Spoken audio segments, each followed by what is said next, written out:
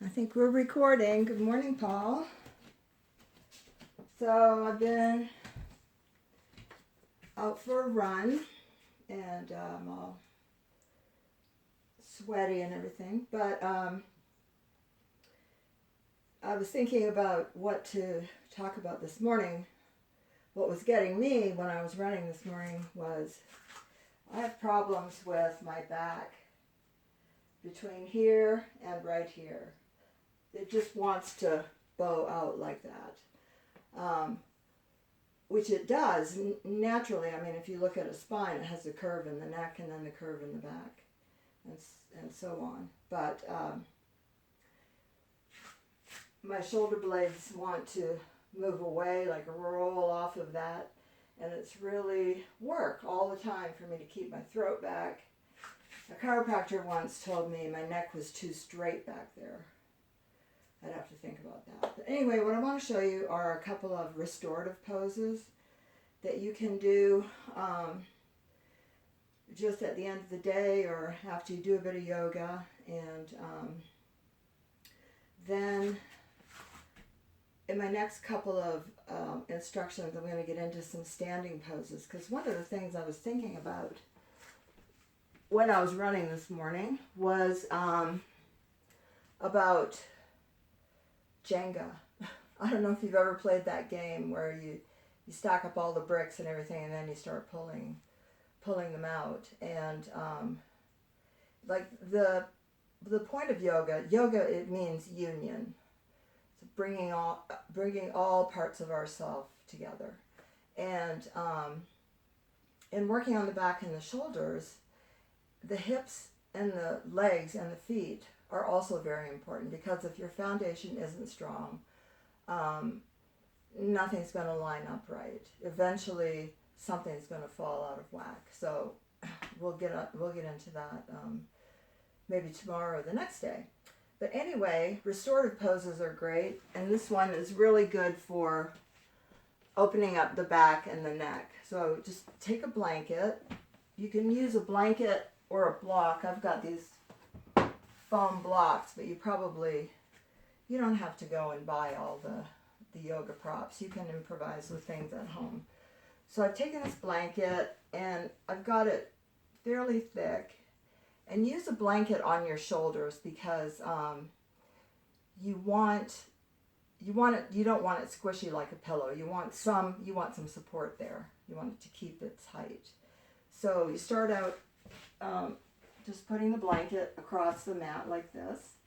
And I do use a pillow. You can use a pillow for your legs. And what you're going to do is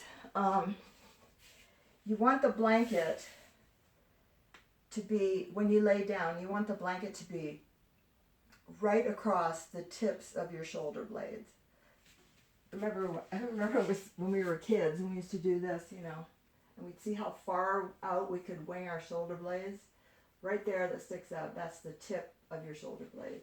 So you want that resting on the blanket, and you just lay down with the blanket under your shoulder blades, and then you do all the actions that we've been talking about.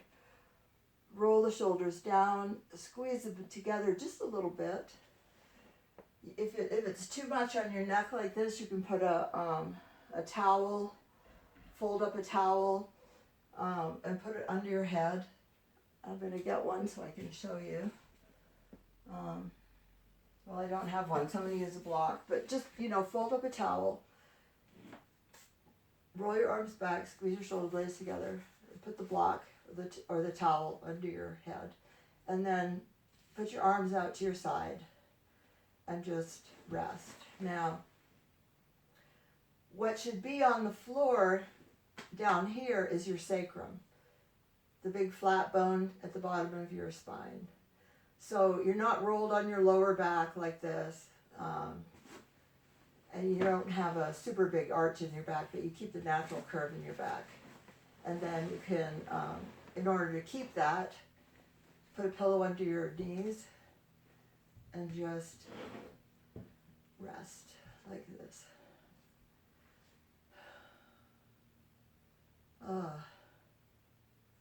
That feels so good. can scoot up a little. You remember you have to keep you want to keep the space between your shoulders and your earlobes. Roll your shoulders back and just let the blanket and the weight of your body just open up your chest, spread your back, let your throat relax, your jaw, relax your tongue, relax your throat as much as you can. Relax your brow.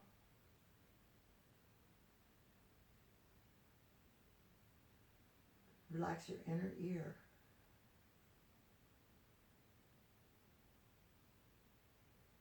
Relax your shoulder blades.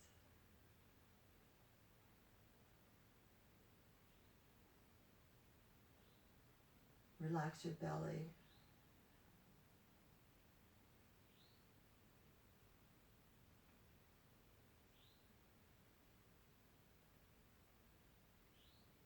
And just lay here for a while. There's this thing that one of my yoga teachers taught me when I first was starting. And I'm not even sure I'm saying the right name, but he called it smushy. and he said that, and I think it's true, he talked about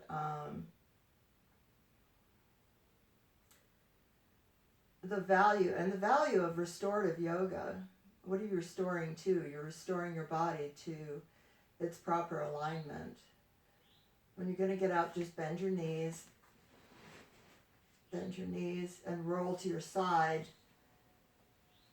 and use your arms to press yourself up. So he called smushy was making an imprint on your body.